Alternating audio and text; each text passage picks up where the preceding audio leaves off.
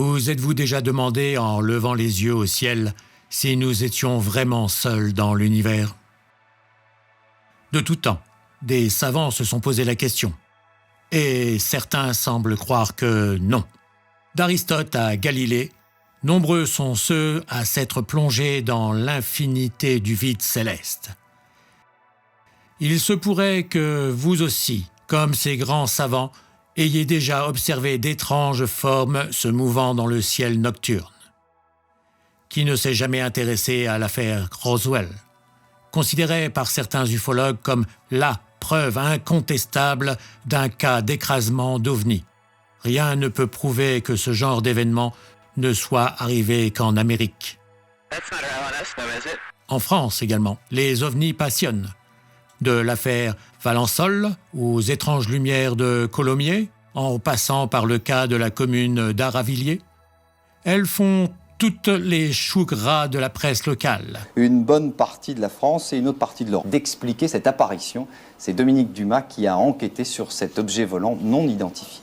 Je sortais de ma voiture et je regarde dans le ciel et qu'est-ce que je vois? J'ai l'impression que c'était des avions qui étaient en manœuvre, donc ils étaient en triangle. Des lumières dans un cas, des formes dans un autre, tout ce qui est vu est difficilement identifiable. 2 organismes français se sont spécialisés dans l'étude de ces objets aux frontières du réel.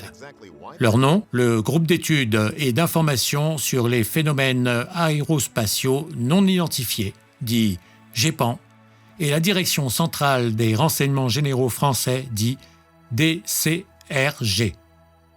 Focalisons-nous plutôt sur une affaire bien précise, qui n'a pas encore révélé tous ses secrets, l'affaire d'Aravilliers.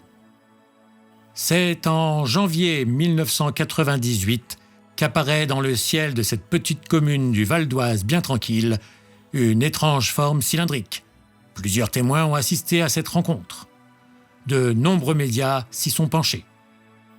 Ces affaires passionnent l'humanité depuis ses débuts, comme en témoignent les premières écritures montrant d'étranges formes cylindriques semblant représenter de lointains visiteurs venus d'ailleurs. Il semblerait que l'on ait pu en identifier un. Son nom, Bill, célèbre mascotte du jeu télévisé Le Big Deal présenté par Vincent Lagaffe sur TF1 de 1998 à 2004. Cette date ne vous dit rien? Tout à fait, la même année que les étranges phénomènes d'Aravilliers. En effet, ce que tout le monde pensait être une animation 3D est en vérité un extraterrestre coincé sur Terre servant de cobaye pour des expériences scientifiques entre 2 émissions. Nous allons vous le prouver.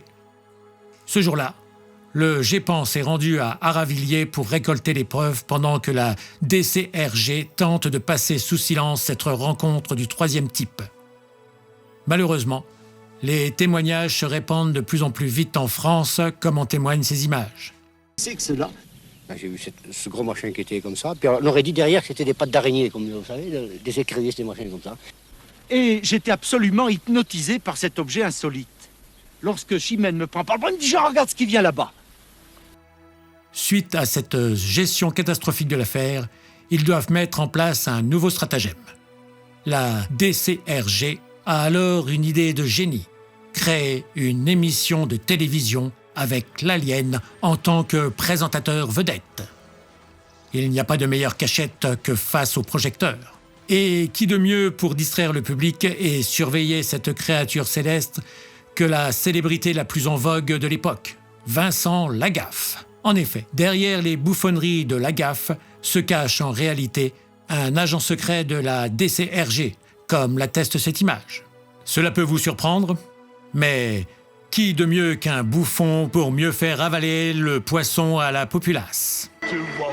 Cependant, depuis 2004, nous n'avons plus aucune nouvelle de Bill et de Vincent Lagaffe. L'ex-agent secret se mure dans le silence. Ça fait peur. Arrête, mais non, si ça fait peur, ça fait plaisir. Attends, je te dis ce que je ressens. Ouais, repartir sur le Big Deal, c'est... On en fait une. De son côté, Bill a été aperçu dans une vidéo amateur dernièrement proche de Vincennes. Depuis, plus aucune nouvelle. Assassinat, fuite, expérience ayant mal tourné? Nous n'en saurons malheureusement pas plus.